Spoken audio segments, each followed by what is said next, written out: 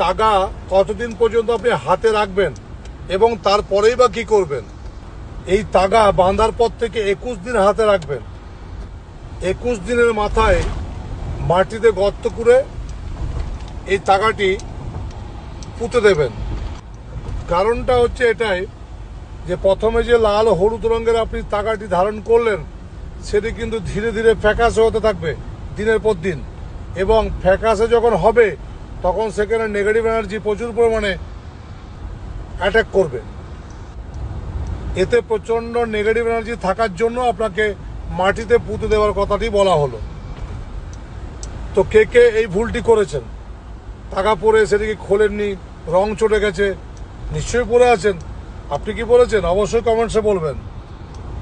ভিডিওটি বেশি বেশি করে শেয়ার করবেন, কমেন্টস করবেন, অবশ্যই লাইক করবেন। আমার ফেসবুক পেজ মহারাজ সিধুলাল, ইনস্টাগ্রাম